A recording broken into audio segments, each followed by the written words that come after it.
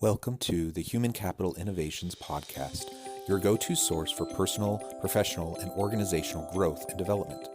We hope you tune in often for all things people management, organizational development and change, organizational leadership, and social impact related. Maximize your personal and organizational potential with Human Capital Innovations Podcast.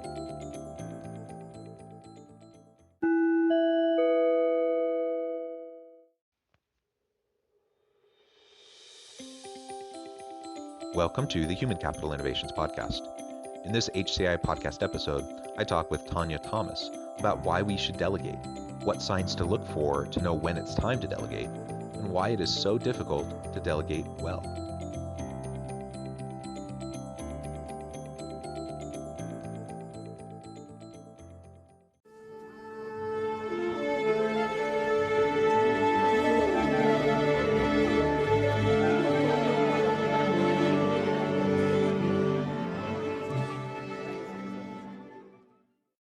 Tonya Thomas, welcome to the Human Capital Innovations Podcast. Thank you for having me. It's a pleasure. I'm excited to have a conversation with you today. We're going to be focusing on the why, the how, and the when to delegate and how to do it effectively. And I'm excited about this topic because I think while it's something that we have heard a lot about and we probably all think a bit about, I inevitably see managers and leaders doing this rather poorly. And so I think there's a lot of opportunity to fine tune our approach as we try to work with people in our teams. As we get started, I wanted to share Tonya's bio with everybody. Tonya Thomas is the founder of Team Delegate, a provider of elite virtual executive assistant support to seasoned executives turned small business owners. Team Delegate's highly trained executive VAs provide comprehensive administrative support that helps time-starved CEOs to double their productivity so they can triple their earnings.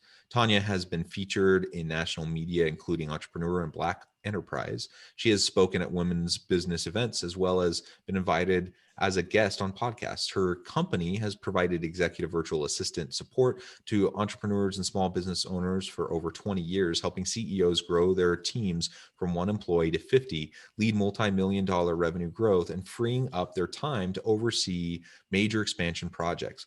Tonya resides in Dallas, Texas with her husband and 2 sons. In her spare time, she enjoys walking, reading, and watching her favorite television shows and movies. That's wonderful. I also love movies and TV, and that's a fun little kind of pastime and opportunity to decompress at the end of a long day. And Yes. it really truly is a pleasure to have you. I am excited to learn more about your perspective on this topic. Before we launch into the conversation, anything that you would like to share with listeners by way of your personal background or context? Sure, I can add a little bit more to that. Having been in business for over 20 years, I've seen a lot, heard a lot as it relates to delegating, and it's just become my passion to help business owners learn to do it more effectively because I know the power of it and what it can do to help their companies grow. Yeah, absolutely.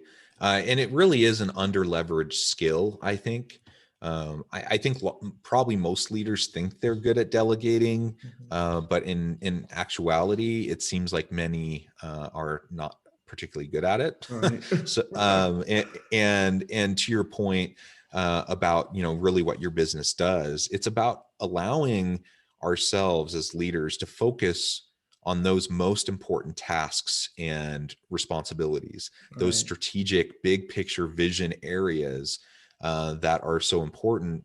And there's so much of the other stuff that we can let go of. And sometimes it's a controlling issue that we don't want to let go of control and empower other people. Sometimes, we don't feel like others can do it as well as we can do. Sometimes it's just our comfort zone. And we like having tasks that probably aren't, really what we should be spending our time on. But we just like doing them. So we continue to do them, even though we should just really get someone else to do it for us. And so for a variety of reasons, I think we just tend to not delegate or maximize that as we go about our days. So let's start about the why, establish the business case for why delegation is so important. What do you tell business leaders when you're reaching out and talking to them about this topic? Why is it so important that they delegate? Sure. It's important because, as you were alluding to just a minute ago, you really need that time to be able to think. Because a lot of times you can get so caught up working in the business that you don't work on it, and it becomes stale and bottlenecked. Even for someone who's not scaling and you're a solo entrepreneur, you still need to have that time to work on your business and still be able to think about different ways that you want to bring in additional revenue streams or anything like that. So those are the why it's important. And then the other reason why it's important is because it can also lead to burnout. If you're trying to do everything yourself, you can head down that road too. So those are the reasons why I always tell people that I think that it's important that you do it. Just to recap, so that it doesn't lead to burnout. And then also you want to think strategically about your business and how you can help it stay afloat and grow. Yeah, and I'm glad that you brought up the burnout piece, because we do have limits to our ongoing capacities, and if we're trying to have a sustainable, approach in our energy and our effort and our attention, there's only so much we can do. So we surround ourselves with good people, and then it's only as we lean on them and delegate and empower them to do good work, that we're going to be able to create a sustainable work environment where everyone can thrive. And Right. if we're hoarding uh, tasks and activities and power, whether it's because that's our intention or not, eventually we are going to um, hit our limit, and things will fall through the cracks. And even if we think we're better at it than the person who's helping us, if we miss things, if we're not attentive enough to specific details, we can actually end up shooting ourselves in the foot and inadvertently really hurting not only ourselves, our own career, but the business and those that depend on us as a leader. So for so many reasons, like avoid burnout, practice self-care, and be productive. And that requires us to delegate, which is good for us. It's good for the business. Absolutely. So let's talk a little bit more now about the how. How do we go about delegating effectively? And what are some of the roadblocks or some of the pitfalls that you see people falling into? Good question. So a lot of people don't really know how, and I talk to people all the time, and they know that they need to do it, so they've reached that point. But then it's like, okay, where do I begin? How do I do this? I don't even know what to give. So what I always like to tell people, if they're wondering, how to start, what you can give, is the simple thing is just to keep track of what you're doing. So you may take a week or two and have something on your desk, a notebook or something. And as you're doing things, just stay cognizant of what you're doing and think, is this something that I should actually be spending my time on? And if it's not, write it down and you build that list. And then, you want to go back afterwards and determine whether or not that's a do it or a delegate it or delete it, dump it, even get rid of it. So that's how to start from the beginning of doing that. And then a lot of times people, even once they have that, it's like, okay, but I'm nervous about giving anybody anything. So then the next thing is, start small, start with something that you are comfortable with handing over to someone else, that it's going to help you, but it's not something that it's so impactful, maybe that's dealing with clients or something like that, but something that can be done behind the scenes that they can do. Start there, start small, helps build that level of trust by doing that. And then the other thing is communication. You want to be, whoever you're working with and delegating to, you want to build that relationship, but then that helps with the trust too. So stay in communication. In my world, it's virtual, so obviously they can't see the person. So have your virtual meetings by video, meet at least weekly, a little bit more in the beginning if you can, and that helps break down that barrier also. Yeah, those are great tips. And I think, You really hit the nail on the head when you talk about trust and building trust over time with your people. Business is about relationships, business with customers, other key stakeholders, and relationships with our people. And if we want to be effective in our delegation, we have to have mutual accountability and trust between ourselves and those on our team. They have to know that when they are delegated a task, they have to know that they're really going to have the trust of their manager, their leader, to carry it out, that they'll be empowered and supported to do the work that's necessary to accomplish and achieve, related to that task. I've seen many times in the past where leaders, probably good, well-intentioned leaders, but where they delegate something, but then because of their micromanaging approach or because of the way they communicate with their people, there's not a lot of trust developed. And the person who has been delegated to, they've learned over time that no matter what they do, the boss is just going to come in and redo everything they did anyways. And when that kind of a dynamic exists, what ends up happening is your people put in a minimum level of effort when something's delegated to them, because why even try? Why even put forth the effort to really do great work when your boss doesn't value your work? They don't believe in you, they don't trust you, they don't support or empower you, and ultimately they're just going to micromanage you and redo everything they asked you to do in the first place. That's a toxic environment. I've seen it so many times in different organizations. So that's trust on the end of, your people need to trust you. And of course, you need, as the leader, to develop trust in your people so that you can, over time, feel more and more comfortable handing off more and more complex tasks and activities to your people. So the responsibilities that you share are meaningful opportunities, not just busy work, not just, some low level type of thing that you don't want to be bothered with. While it's certainly appropriate, for an organizational leader to not get into the weeds and do the grimy work that needs to get done in the business, it's also a really great way to build rapport and trust with your people if you're seen at least as someone who's willing to, on occasion, roll up your sleeves and work alongside them and support them and mentor and coach them, and that you're not too good for any work that needs to get done, especially when it's an all hands on deck kind of a situation. So we need to find that balance between, being supportive but not micromanaging, being willing to roll up our sleeves and get to work even on the crummy work that needs to be done, while most of the time delegating things so you can focus on the highest priorities of the business. And I'm not sure there's like an easy answer to that. And ultimately it comes down to the dynamics of your team and the particulars of what you're trying to accomplish as an organization. But if we can stay, aware of that, if we can acknowledge it and stay attuned to that delicate balance that we have to strike, and that we, in my mind, probably err, if we're ever going to err on the side of leaning into delegation and empowering and trusting and giving opportunities for your people to grow and develop. If that's the context and the environment that we create in the workplace, it's going to be a much improved environment and opportunity for our people to thrive.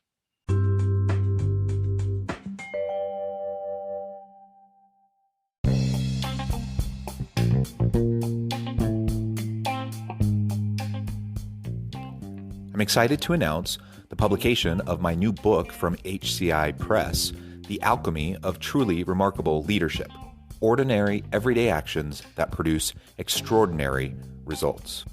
Consider how the nature of work has shifted over the past 50 years. With increased globalization, rapid technological advancement, and the shift in economic composition, the average job of today looks very different than the average job of 50 years ago. What will the jobs and organizations of tomorrow look like? Moreover, what does this all mean for organizational leaders? What are the core competencies and capabilities of organizations and their leadership that are prepared for continued disruption and geopolitical and socioeconomic shifts? Regardless of what the future holds, increasingly, leaders need to be socially minded, data-driven, decisive, champions of talent, and disruptors of the traditional notions of leadership, teams, organizations, and work. The Alchemy of Truly Remarkable Leadership will help you to explore your own leadership competencies and capabilities and consider ways to apply and implement them into your workplace and personal life.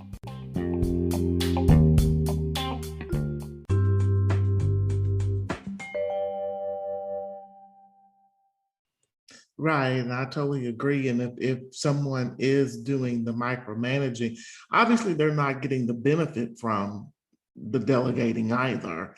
They're not going to reap the benefits because it's still like they're so involved, they're still actually doing it.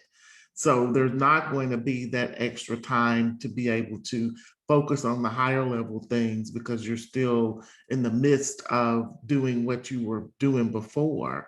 So that was a good point that you brought up. And it's hard sometimes for some people to let go. That's just a tough thing, but they've got to decide what's the most important. Because I even, even dealing with that myself, sometimes, you have to think, okay, but yeah, in the end, what's the most important thing for me to focus my time here or stay here trying to make sure and micromanage this piece over here, and it's not going to let me get to my end goal of what I'm trying to accomplish. So that's what you just have to keep in the forefront of your mind to be able to not let go like you should. Yeah, absolutely. And so let's talk a little bit more about the when of delegating. It's kind of come up in what we've already talked about. But I think there is a time and a place when delegation, is more appropriate. I think kind of both of our defaults is, delegation is important. We should probably be delegating more. But there's probably a time and a place where we shouldn't be as quick to delegate. And then there's other times where we should definitely lean into it and do it more proactively. Correct. And so a lot of times I'll hear people too say, I don't, when is a good time for me to do it? I don't know, when I should start doing it. So some of the signs to look for is definitely you're getting to the end of the day and your to-do list hasn't gone down that much.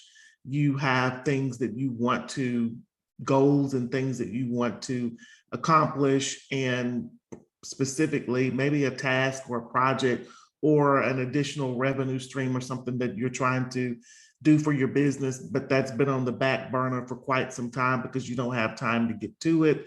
That's another sign there. The feeling of being overwhelmed, that you just have so much going on that you can barely think, or you're wanting to grow your business, you're wanting to be able to bring on more clients, but you don't see that you have the bandwidth to do it.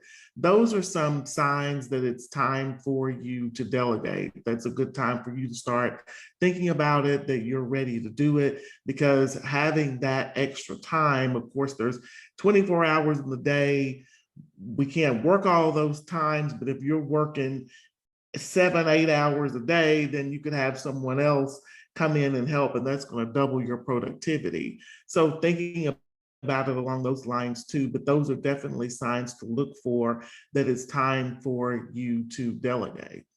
Excellent. I think those are really astute points, and ultimately it comes back to um, finding the balance that's right for you within your style, and within your team and your organization. We don't want to dump all of our stuff onto other people, and I've seen that happen too, where a manager, or a leader, an executive, kind of just shoves all of their work onto other people so that they not so they free up their time so they can focus on more strategic stuff, but so they can free up their time to not work and then go golf more or whatever. So clearly that's not appropriate.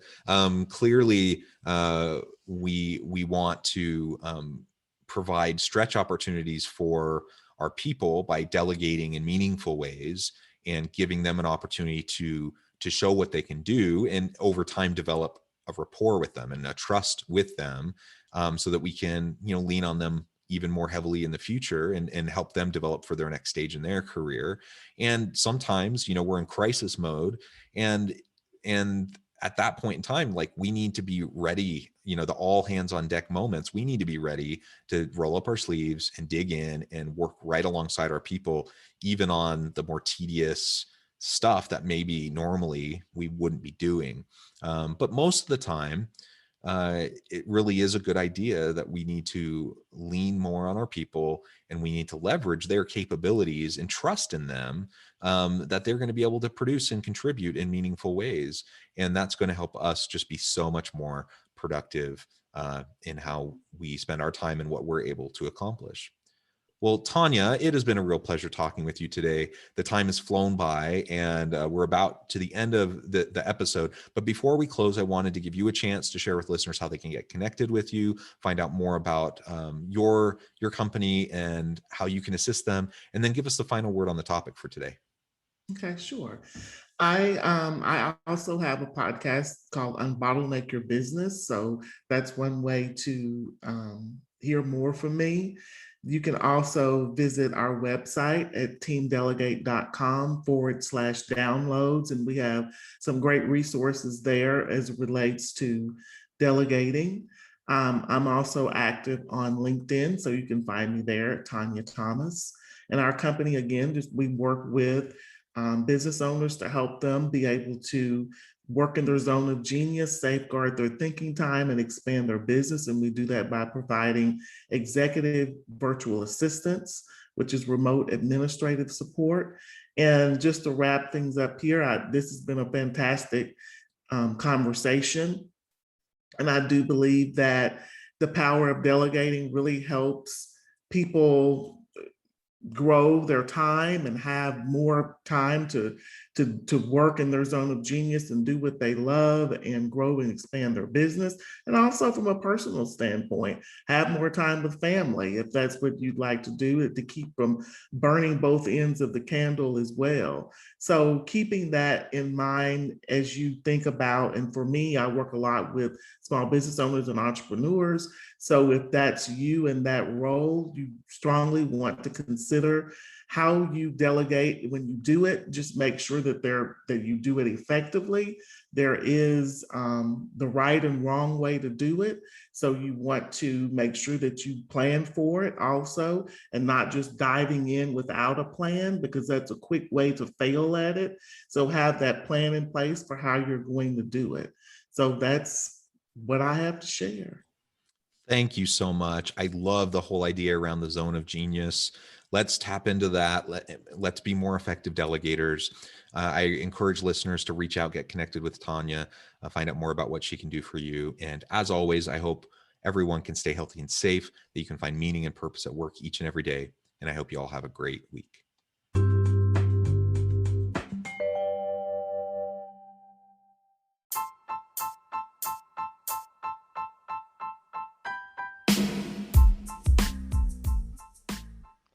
We are excited about the launch of HCI's new magazine, Human Capital Leadership.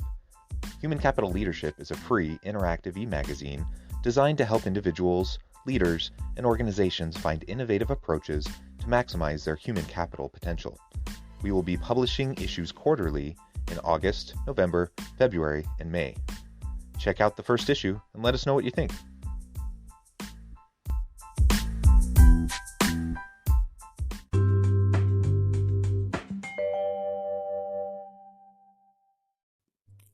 Thanks again for joining us for this episode of the Human Capital Innovations Podcast. I hope you stay healthy and safe and that you have a great week.